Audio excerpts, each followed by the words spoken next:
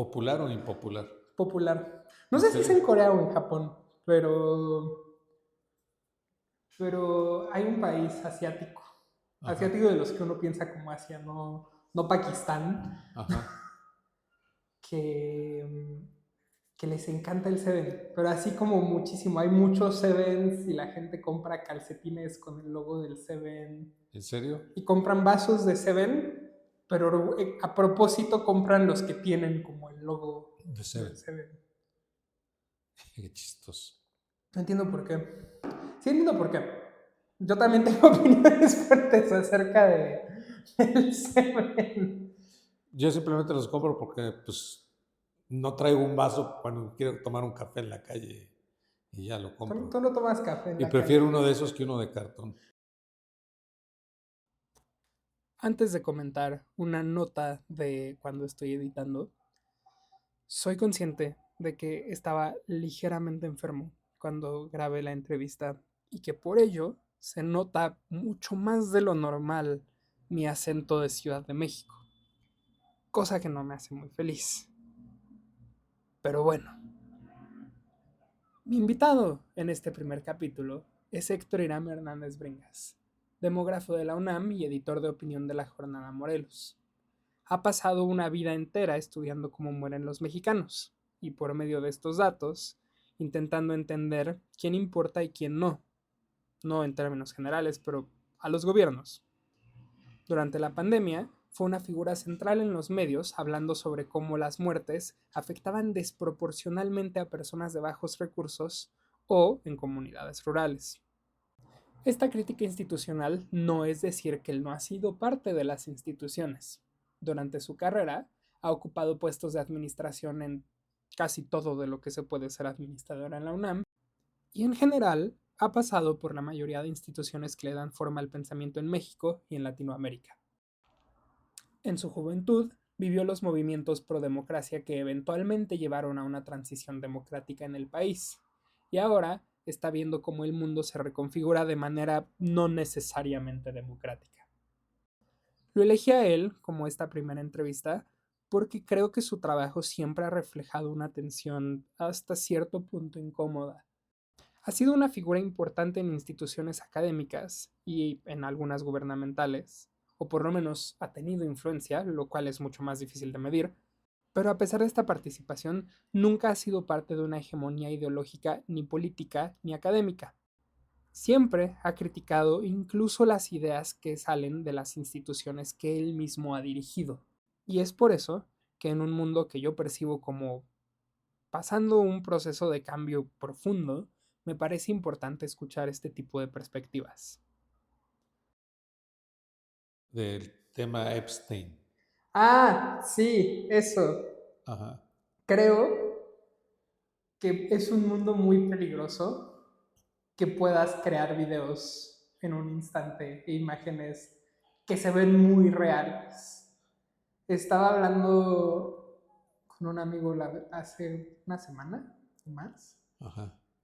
y me dijo que justamente se siente feliz, pero al mismo tiempo aterrorizado porque en sus redes sociales ya no ha visto tantos videos de inteligencia artificial, pero el terror es porque probablemente ha visto la misma cantidad de videos de inteligencia artificial, si no es que más, pero ya no se nota que Ajá. son hechos con inteligencia artificial. Ajá. Ahora solo parecen videos reales.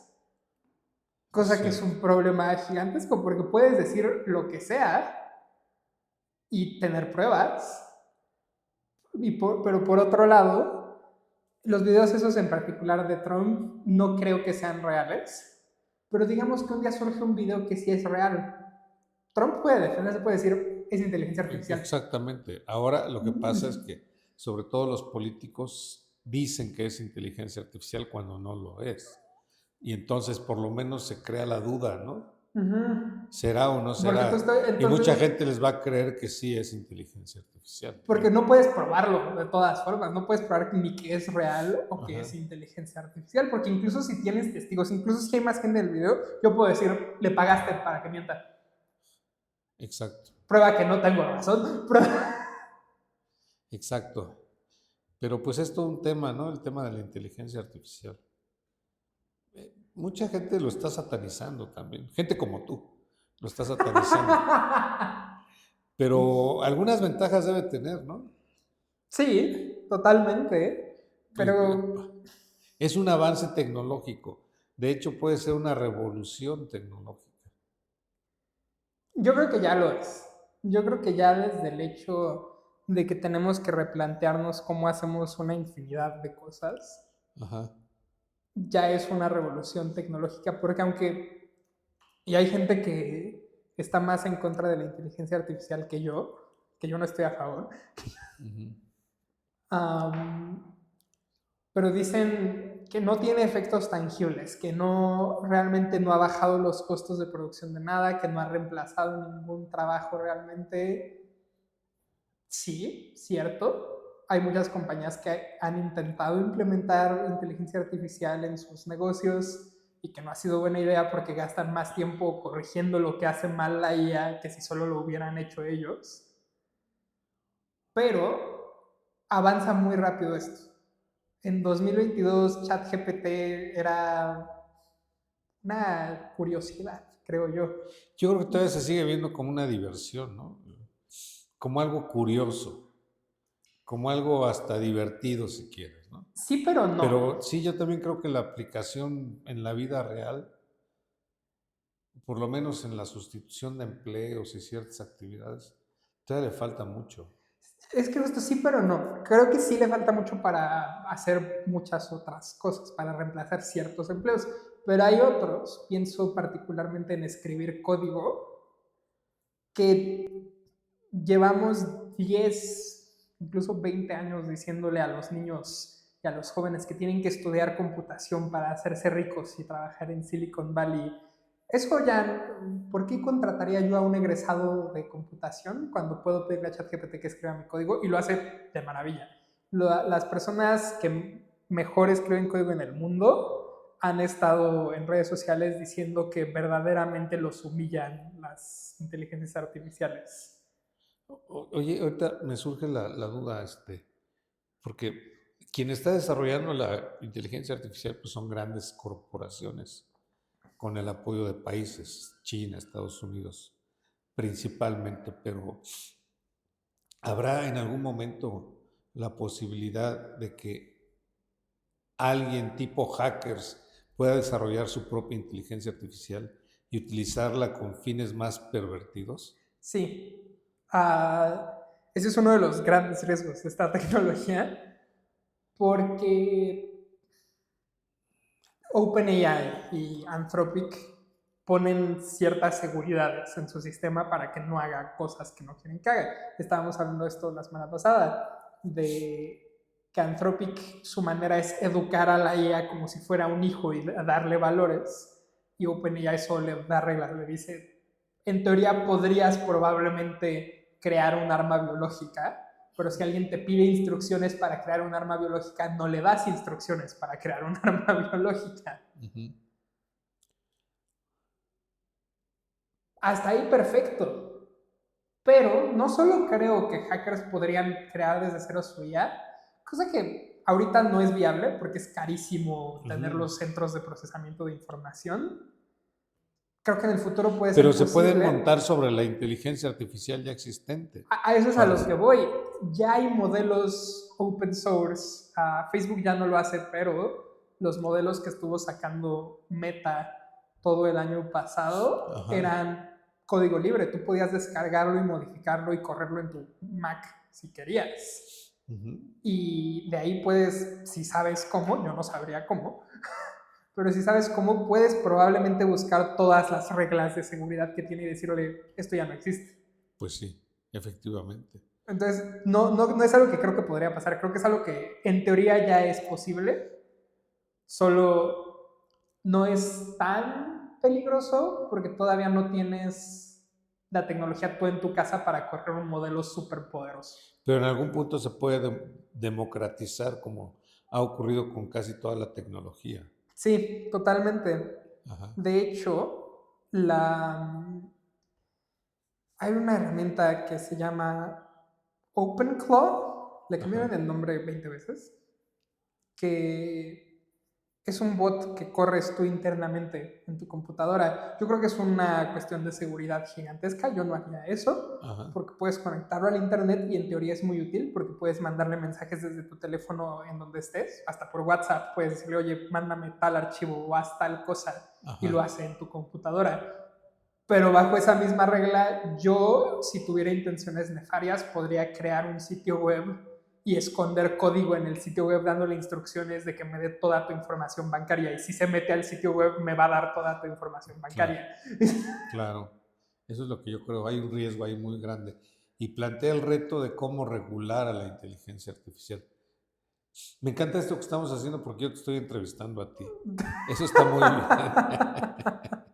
Okay. Así pasa. Tú estás como miembro de las nuevas generaciones más enterado que yo de la inteligencia artificial. Yo estoy más enterado que probablemente mucha gente de la inteligencia artificial. Pero sí, el gran reto va a ser regularla.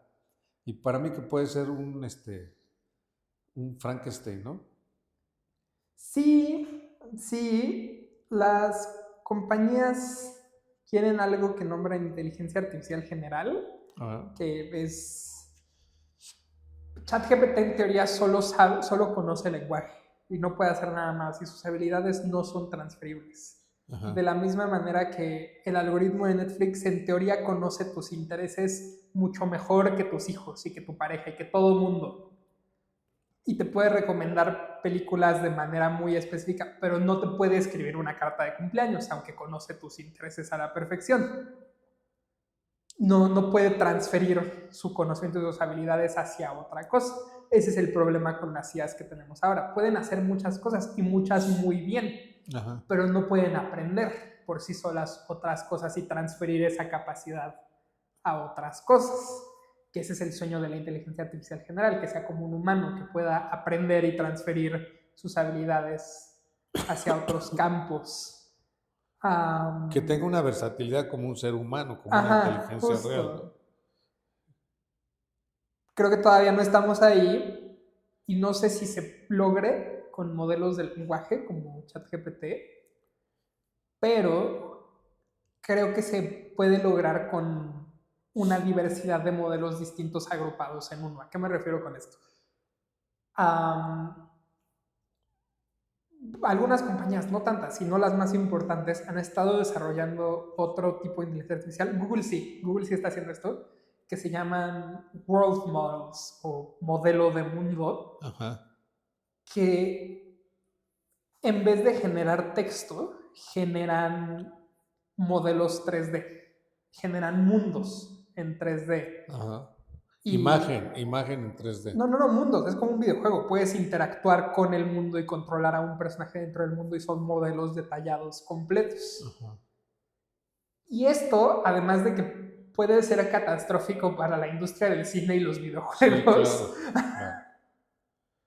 claro. También creo que es un paso hacia la inteligencia artificial general, porque ChatGPT no sabe cómo caminar y no sabe cómo interactuar con el mundo físico.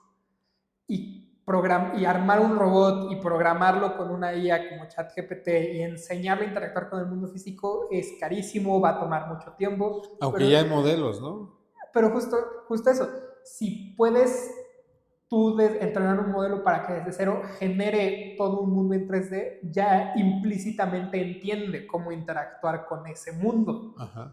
Entonces, si pudieras transferirle esas capacidades a un modelo de lenguaje como ChatGPT, probablemente podrías poner un robot y lograr que interactúe con el mundo sin mucha dificultad, porque ya tiene una idea de cómo funciona el espacio físico tridimensional.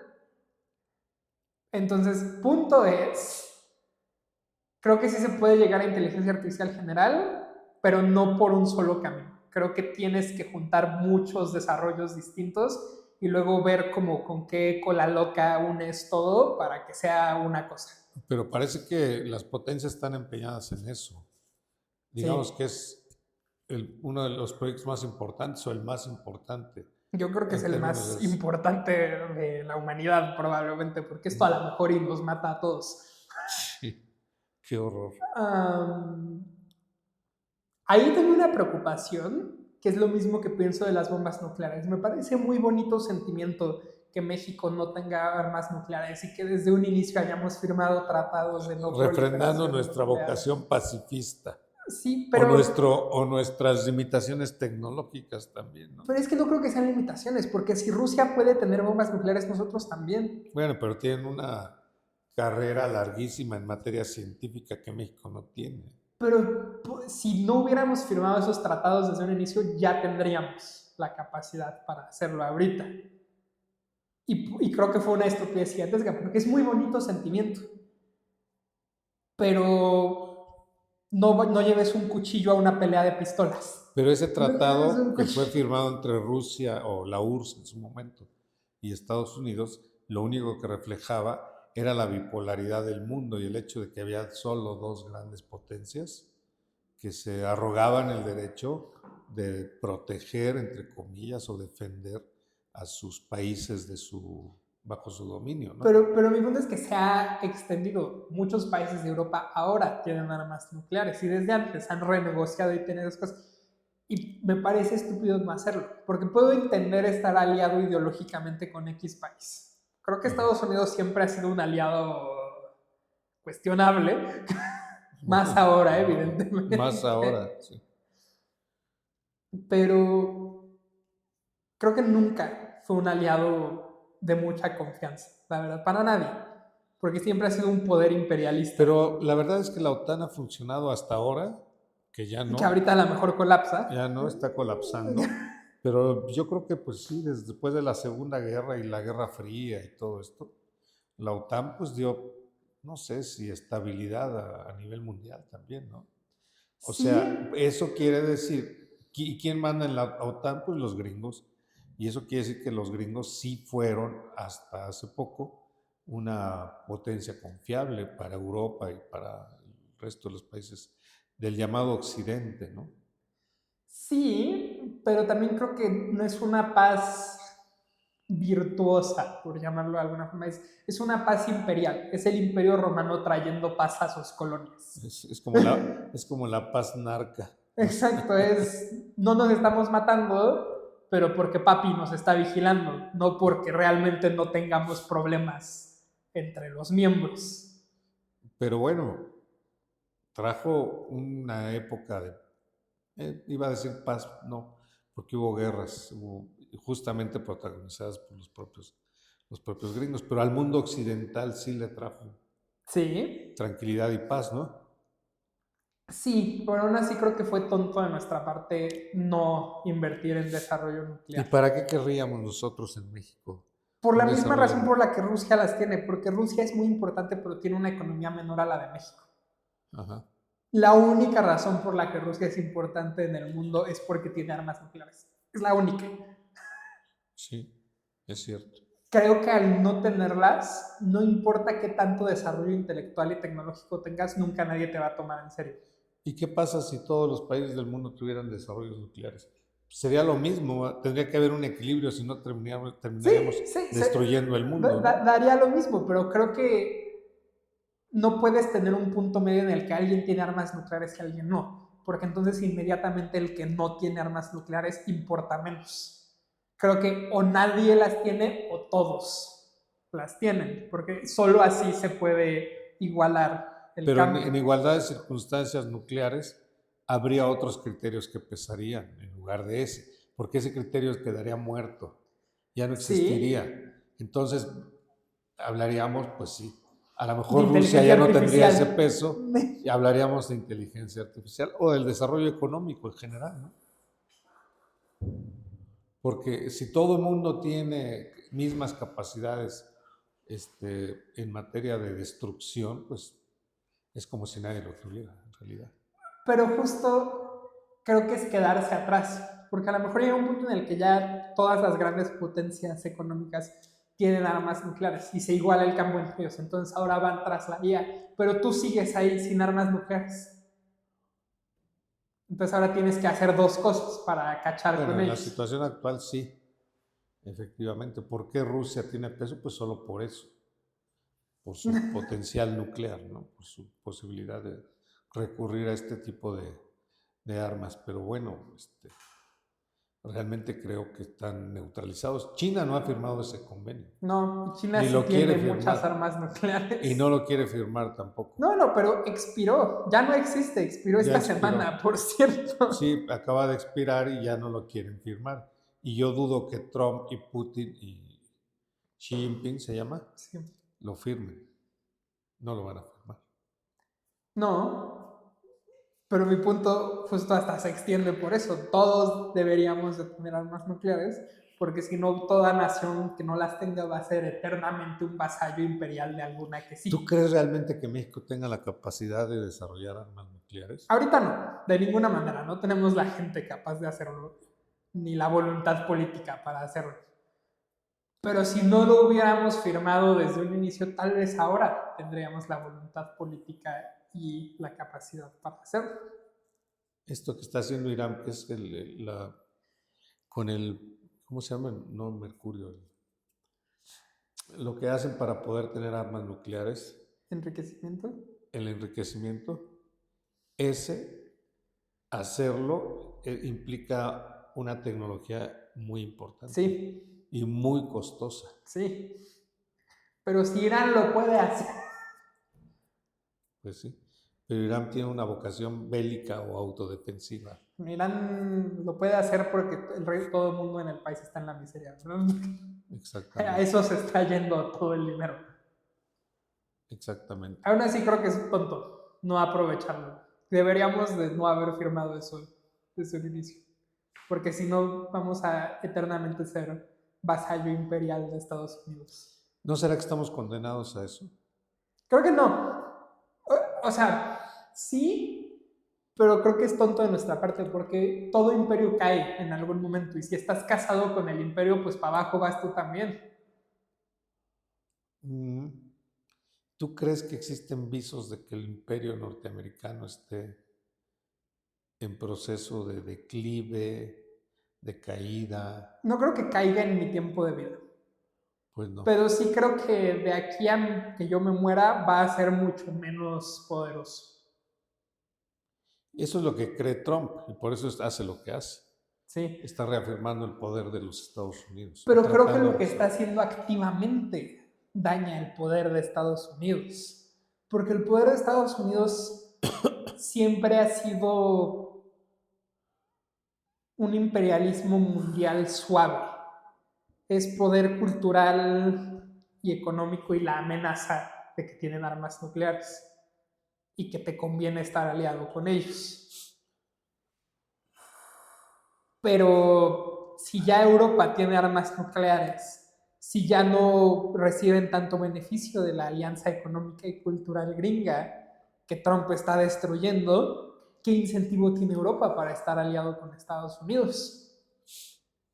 Porque juntos, si la Unión Europea actuara como un país, sería una economía y un poder militar no similar a Estados Unidos, pero acercándose. Sí, pero yo realmente estoy convencido de que todo este proceso de separación de Estados Unidos y Europa, de todo el tema de debilitamiento de la OTAN, es muy coyuntural y que pasado algún tiempo, no mucho, las cosas van a volver a su normalidad. Aquí el tema disruptivo se llama Donald Trump. Donald Trump no es eterno por muchas razones. Primero, por su edad. Sí, En algún punto, pues va a decaer su fuerza física, ¿verdad? Por decirlo de alguna manera. Pero por otro lado, tiene una debilidad política interna sí. que lo hace muy vulnerable. Y que hace muy vulnerable no solo a Trump. Tú me dirías, bueno, Trump está viejo y se va a ir en algún momento, pero hay gente atrás de él, de todo este movimiento MAGA, pero pues yo creo que no van a tener la fuerza electoral suficiente como para poder permanecer por más de algunos años. No lo creo. Y estoy de acuerdo, pero aún así no creo que vuelvan a la normalidad las cosas. Porque digamos que eres primer ministro de Inglaterra, por dar un ejemplo de Francia. Toda tu vida has contado con el apoyo estadounidense. Y es muy cómodo y conveniente y hasta cierto punto bueno tener la alianza con Estados Unidos. Pero parte de por qué se mantenía era porque se le consideraba estable, era porque se le consideraba nada puede disruptir esta alianza. No importa quién sea presidente o primer ministro, está en el interés de todos tener esta alianza. Pero esa idea ya no existe, ya nos consta que Pero sí por se Trump, puede. solo por No, Trump. pero es que no es solo Trump. El problema no es que llegue alguien y la destruya, porque sí, probablemente no va a haber alguien como Trump. El problema es que ahora ya no hay una idea de estabilidad, ahora sabemos que no realmente. Una pérdida de confianza, dices tú. Sí. Ya no puedes decir esto es una alianza estable, porque ya sabes que no, que el siguiente presidente puede. Pero fue una alianza destruirla. estable desde 1945, desde el fin de la Segunda Guerra Mundial. ¿Por qué no? ¿Por qué no puede ser confiable?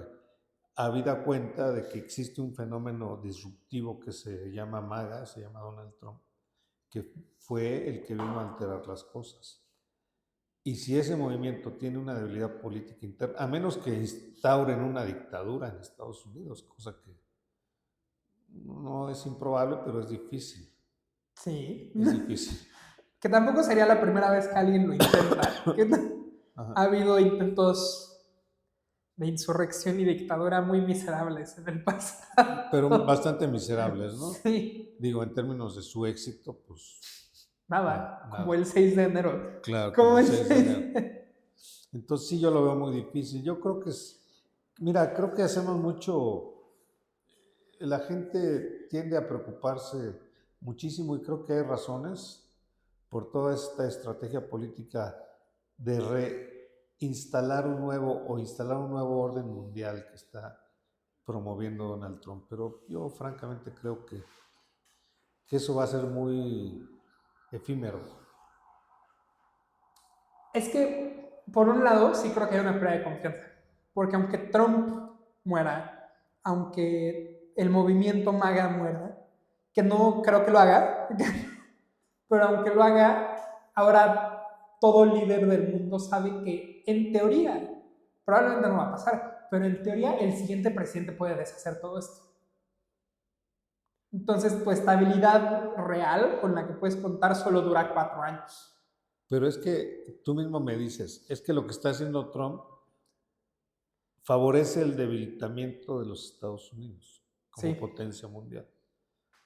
Y yo creo que una vez pasado el episodio de MAGA en el poder, pues ningún dirigente estadounidense estaría en la condición de favorecer la destrucción de su propio país, salvo este. Pero creo que lo hacen no pensando que están debilitando su país, obviamente. No, obviamente. Donald Trump sí, lo hace así. Él no piensa que está debilitando a su país, pero Donald Trump, es una circunstancia muy particular, ¿no? Sí, pero creo que tienen una buena idea de por qué esto tiene sentido. No creo que sus métodos sean los mejores, pero creo que sí están pensando en algo en lo que deberíamos de haber estado pensando en Occidente desde hace mucho, que es China. Y Corea del Norte. Corea del Norte no tanto, pero están más locos. ¿Y a qué me refiero con esto? Parte de lo que dices, la alianza con los gringos ha traído estabilidad a Occidente desde la Segunda Guerra Mundial. Sí, y en parte sí es porque fue buena idea la alianza con Estados Unidos, pero también en parte es porque no había nadie con el poder militar y económico de Occidente, solo no existía.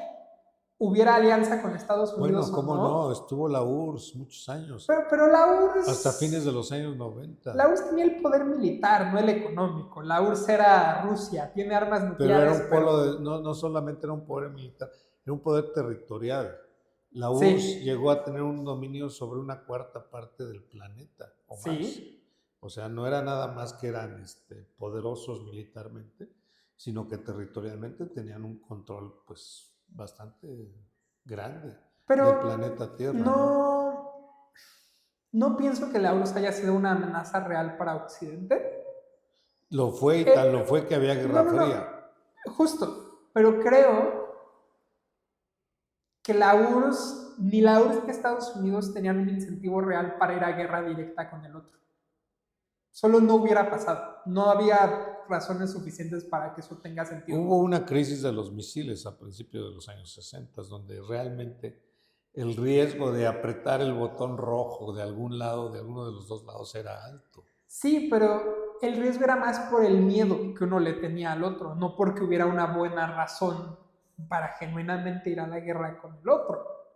Yo creo que sí. Mira, desde el punto de vista de la URSS, había una razón político-ideológica importante, Sí, que era imponer el socialismo a nivel mundial, porque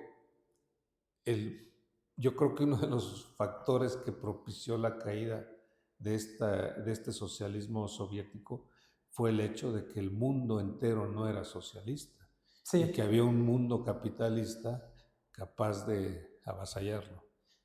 O sea, eran enemigos. Y del lado de los Estados Unidos, pues la idea de imponer el capitalismo a nivel mundial y de impedir el avance de los soviéticos, pues era muy claro. El caso de Cuba, y de ahí vino la crisis de los misiles. Sí.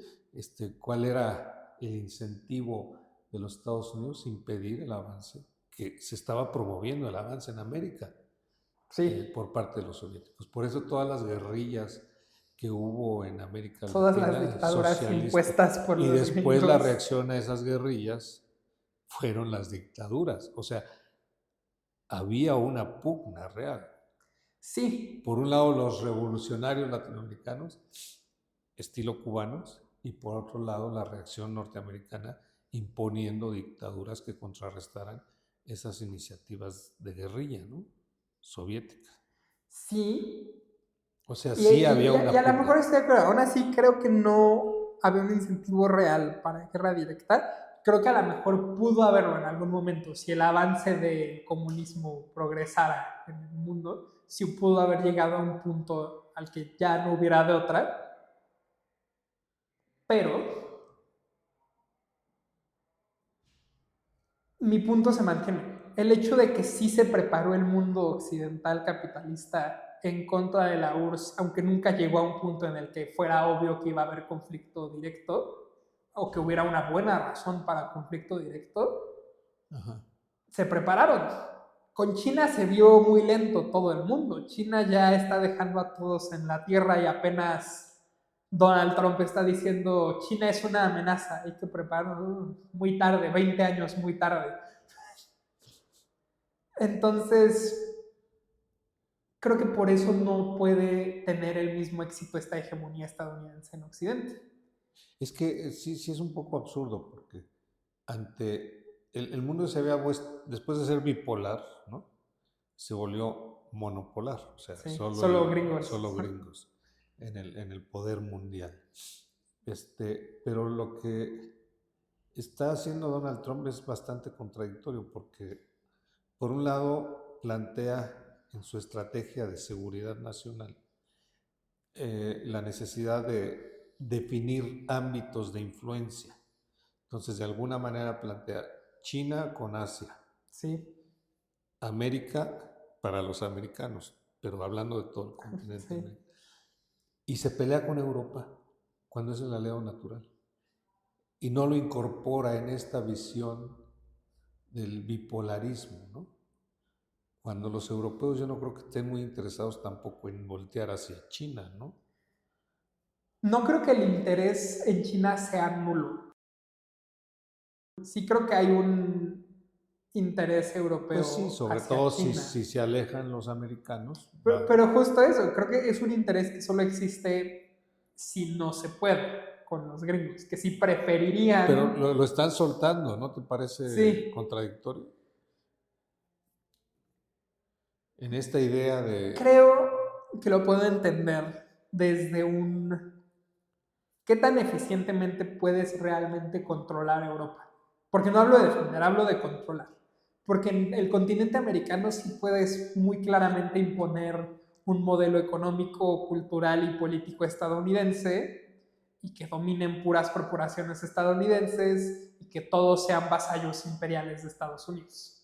En Europa no, porque la Unión Europea junta sí tiene un poder económico comparable al de Estados Unidos. Sí, no sé si comparable al de los Estados Unidos, no creo.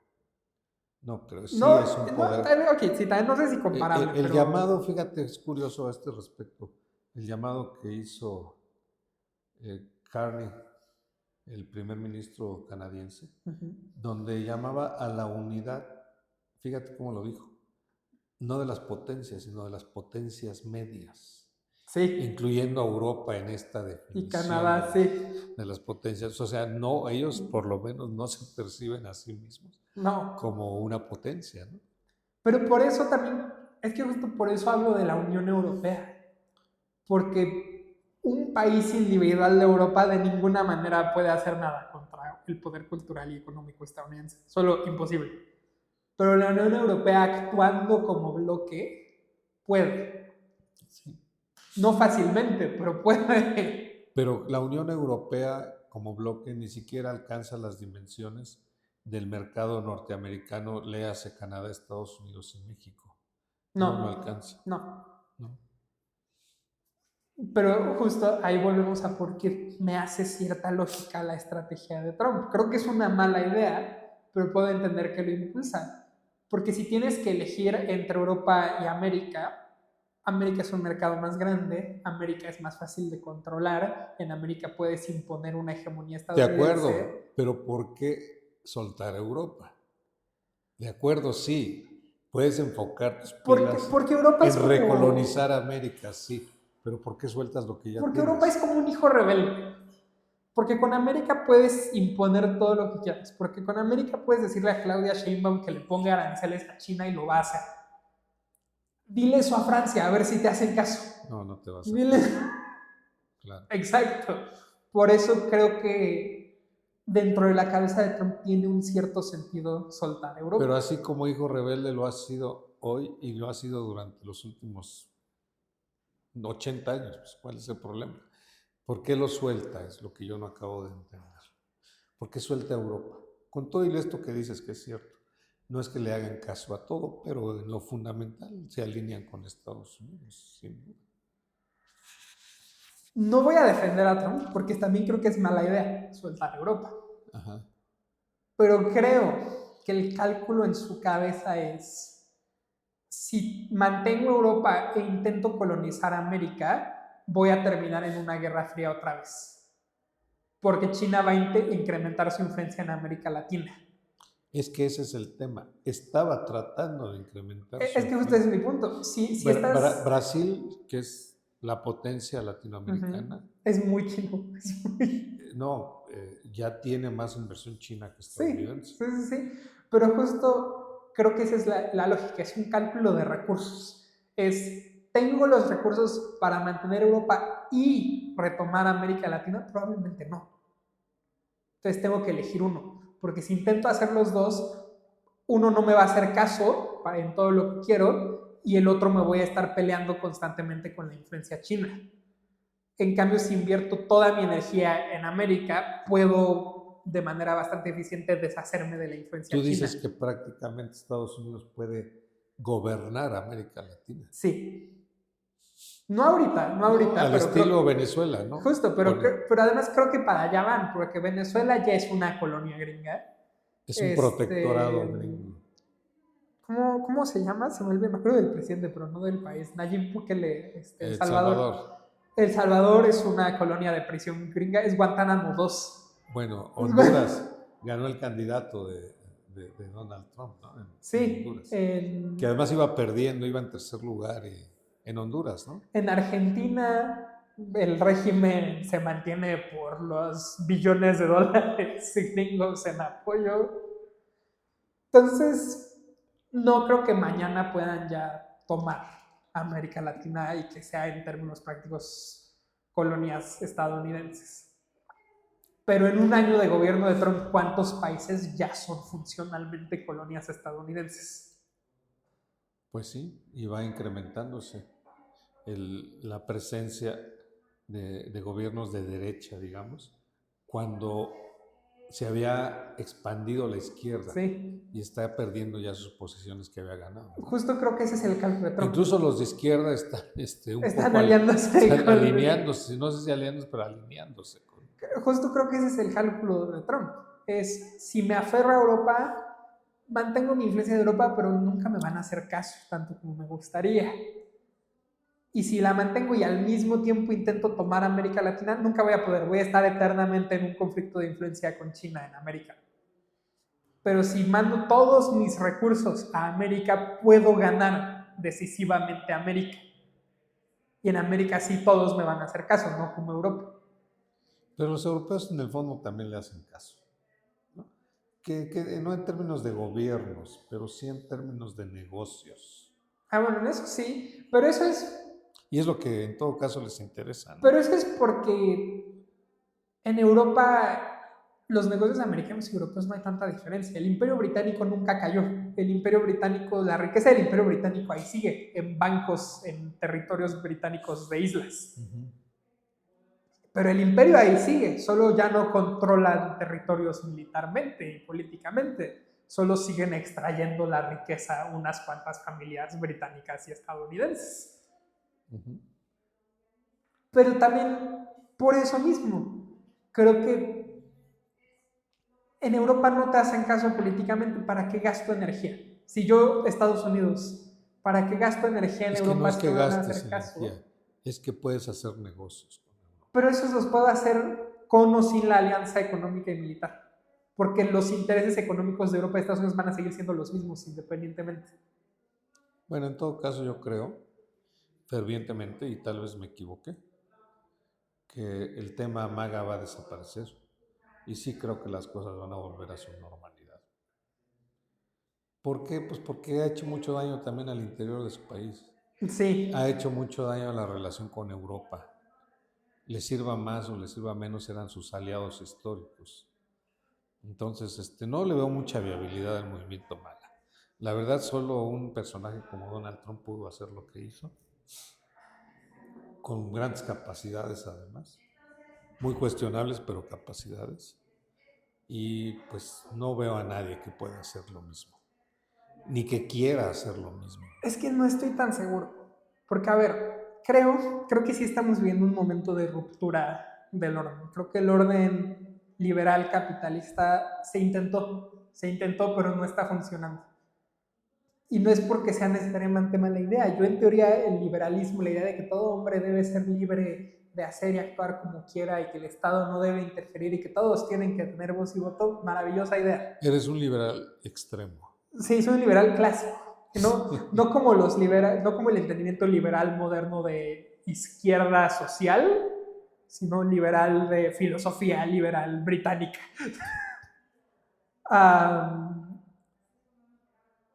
Se intentó, maravillosa idea. Dos problemas. En la práctica, la democracia que nace en Grecia, que se toma directamente plagiada la idea en Europa de Grecia, en Grecia funcionaba porque eran ciudades-estados de 5,000 personas, no países de cientos de millones de personas. Y no todos eran ciudadanos tampoco. Y la mitad o eran mujeres o esclavos y no votaban. Sí.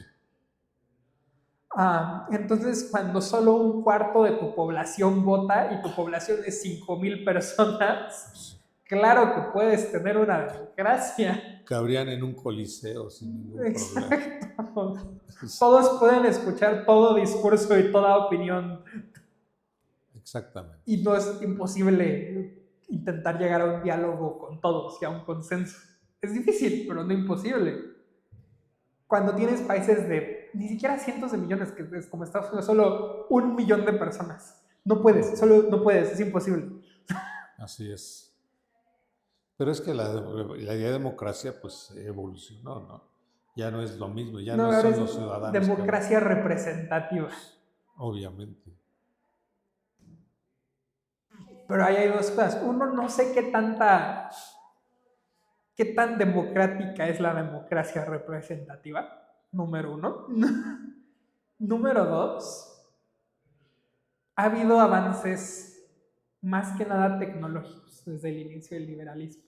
El boom estadounidense fue justo parte de esta expansión del liberalismo después de la Segunda Guerra Mundial, lo que Fukuyama nombraba el fin de la historia. Todos van a ser democracias liberales capitalistas, el mundo es de arcoíris, todo va a ser perfecto, se va a democratizar todo, la pobreza va a acabar. Pues qué equivocado estaba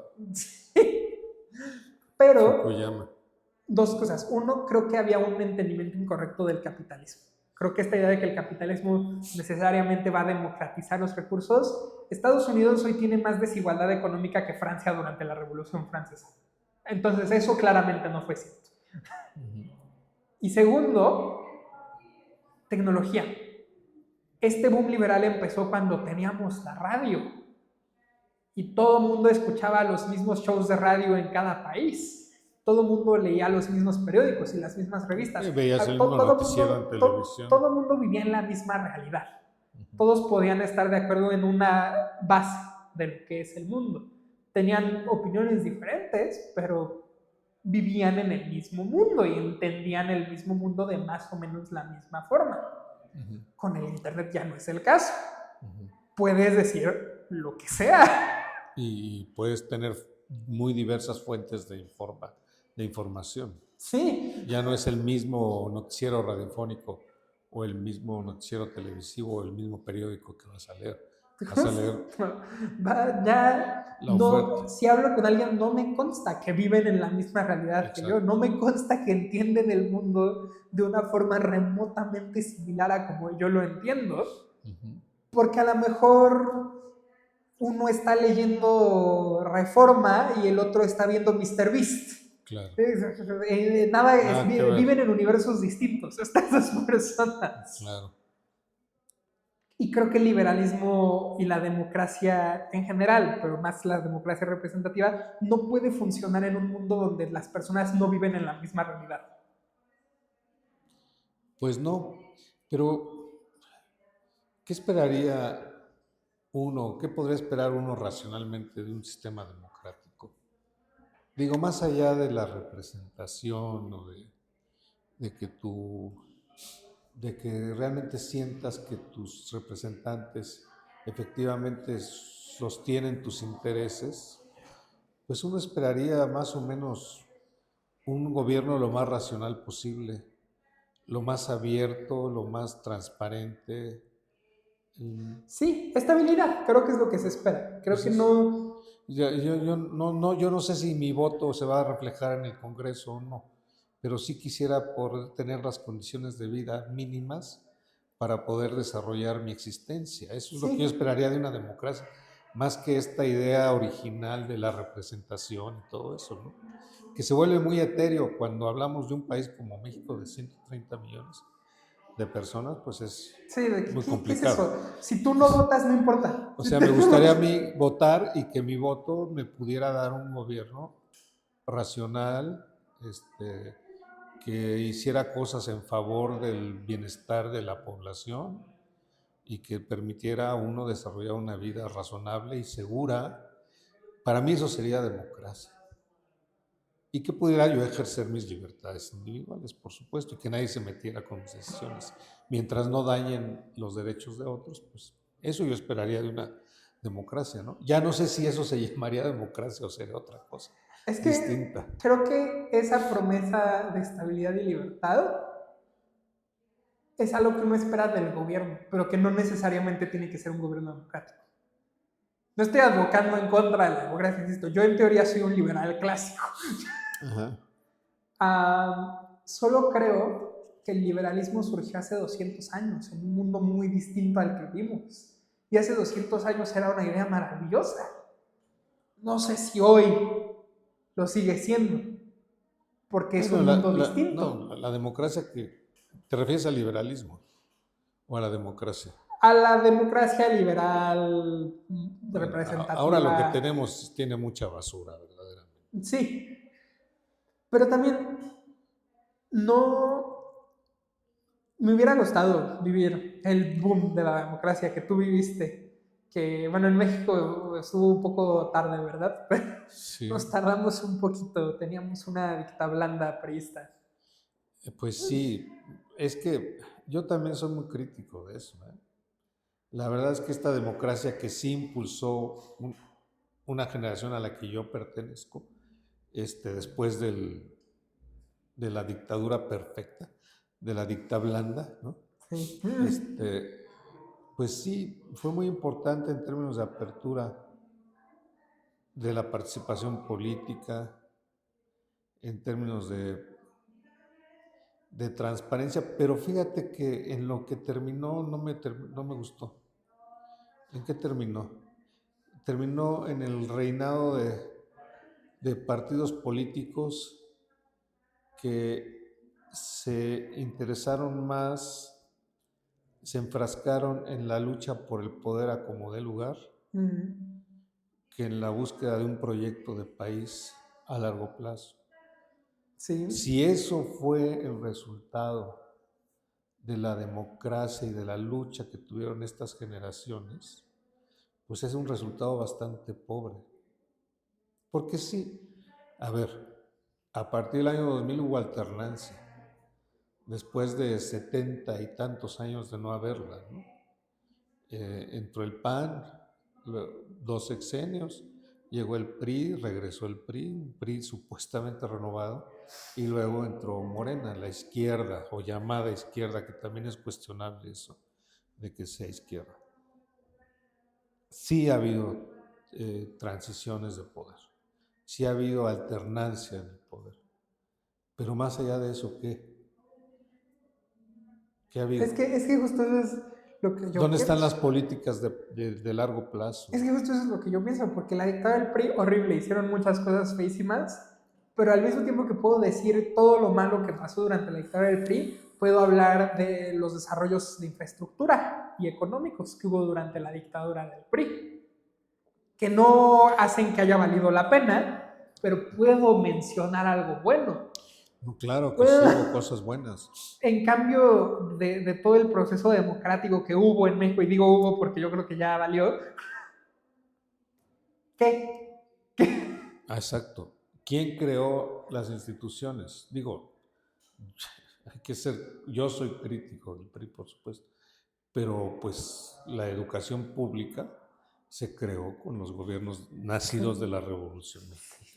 Las instituciones de seguridad social, pues la crearon ellos. Sí.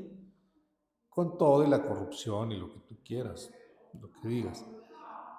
Pero finalmente impulsaron proyectos de largo alcance, de largo plazo. El desarrollo económico, con todas las limitaciones que tiene, lo impulsaron esos gobiernos emanados de la Revolución Mexicana. Y ahora que han... Nada. Un tren que se descarrila, ¿no? Sí. Esas son las Un grandes obras. aeropuerto Inútil y carísimo y además. carísimo. O sea, incluso yo creo que esta idea que se impulsó de la democracia electoral, pues también propició grandes aberraciones como la búsqueda de dinero lícito e ilícito Sí. para poder ganar elecciones. Sí.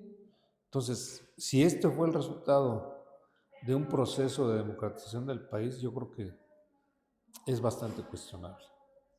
Ahora no sé qué hubiera sido mejor si seguir con lo.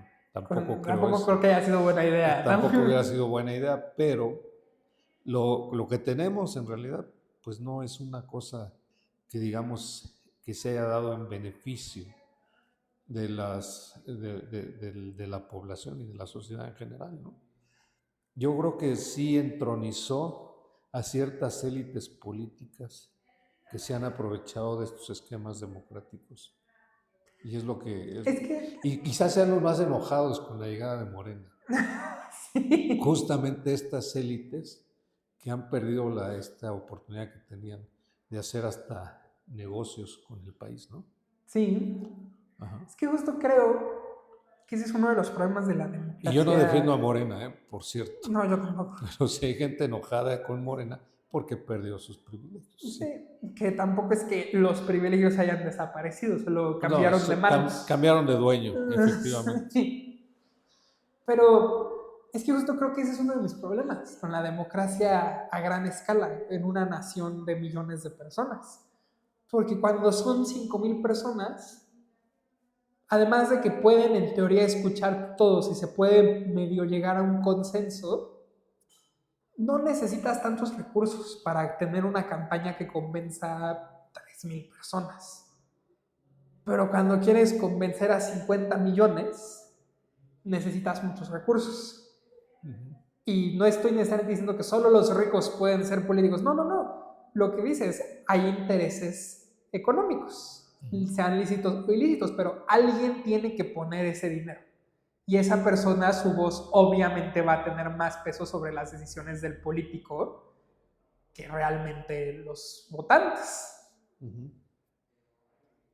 Y eso es inevitable, solo no hay otra solución.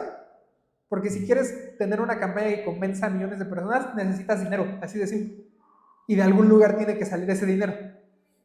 Y tienes que hacer promesas. Sí. Que no necesariamente, o más bien que no vas a cumplir. Al final de nuestra conversación me quedé pensando en algo. Héctor vio llegar la democracia a México y creo ahora la está viendo morir. Vivió el fin del PRI y el regreso del PRI, pero con otra máscara. Un ciclo que yo la verdad creo es una parte natural de las democracias electorales. No creo que esto sea una anomalía ni exclusiva a un partido o a un país, solo así funciona el sistema. Y entiendo por qué muchas personas jóvenes se sienten desilusionadas con este sistema. Pero lo que no puedo entender es cómo se siente haber sido parte de una generación que luchó por él y aún así reconocer que tal vez tiene fallos que son parte de él o que tal vez solo el mundo ha cambiado. ¿Qué haces con esa información? ¿Qué haces con ese conocimiento? ¿Te retiras? ¿Sigues peleando por una causa ideológica que tal vez fue diseñada para un mundo anterior? No lo sé. Solo sé que nuestro invitado de la semana sigue trabajando más o menos de la misma forma que lo ha hecho siempre. Y creo que eso es importante. Porque como dije al inicio, nunca se ha afiliado con un grupo. Nunca ha dicho yo soy parte de este grupo y yo repito las ideas de este grupo. Y ahora que la mayoría de grupos dominantes y las instituciones y sistemas que lo sostienen están un poco más en cuestionamiento, creo que es importante no casarnos con ninguno de estos grupos. Pero bueno, yo qué sé. Muchas gracias a Héctor Bringas por aceptar nuestra entrevista y muchas gracias a ti por escuchar hasta el final, si es que lo hiciste.